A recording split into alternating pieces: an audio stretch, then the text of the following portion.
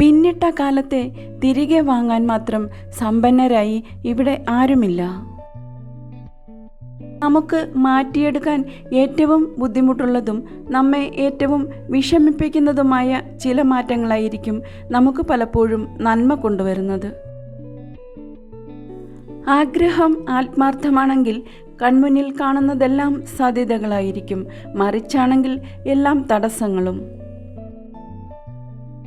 നിങ്ങളെ വേദനിപ്പിച്ചവരോട്, ഉപദ്രവിച്ചവരോട് പ്രതികാരമോ വൈരാഗ്യമോ പാടില്ല. അത് നിങ്ങളുടെ കർത്തവ്യമല്ല. പ്രപഞ്ചം നിങ്ങൾക്ക് വേണ്ടി അതിനുള്ള മറുപടി അവർക്ക് നൽകും. നമ്മുടെ സന്തോഷങ്ങളും സങ്കടങ്ങളുമെല്ലാം മറച്ചു പിടിക്കാതെ പ്രകടിപ്പിക്കുക. കാരണം ഇത് ജീവിതമാണ്, നാടകമല്ല. പിടിവാശിയും അഹംഭാവവും ജീവിതത്തിൽ നമുക്ക് ഒന്നും നേടിത്തരില്ല. പക്ഷേ വിട്ടുവീഴ്ചകൾ കൊണ്ട് പലതും നേടാനാവും.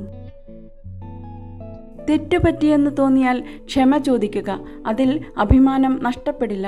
പകരം നല്ലൊരു വ്യക്തിത്വം രൂപപ്പെടുകയാണ് ചെയ്യുന്നത്. എപ്പോഴും പോസിറ്റീവായി ചിന്തിക്കുന്ന ആളുകൾക്ക് ഏത് സന്ദർഭത്തിലും മറ്റുള്ളവരെക്കാൾ വേഗത്തിൽ തീരുമാനങ്ങൾ എടുക്കാൻ സാധിക്കും. സന്തോഷമായിരിക്കാൻ 2 വഴികളുണ്ട്. ഒന്ന്, നിങ്ങളുടെ സാഹചര്യം മാറ്റുക, അല്ലെങ്കിൽ ആ സാഹചര്യത്തോടുള്ള നിങ്ങളുടെ ചിന്താഗതി മാറ്റുക. ബുദ്ധിമുട്ടേറിയ സന്ദർഭങ്ങളാണ് നിങ്ങളുടെ കഴിവുകളെ പുറത്തു കൊണ്ടുവരുന്നത്. തനിച്ചായി എന്ന് തോന്നുമ്പോഴാണ് നിങ്ങൾ ധൈര്യപൂർവ്വം പ്രവർത്തിച്ചു തുടങ്ങുന്നത്. ഒരു സ്ത്രീ സ്നേഹിക്കപ്പെടുന്നതിനേക്കാൾ കൂടുതൽ വിശ്വസിക്കപ്പെടുവാനും ബഹുമാനിക്കപ്പെടുവാനുമാണ് ആഗ്രഹിക്കുന്നത്.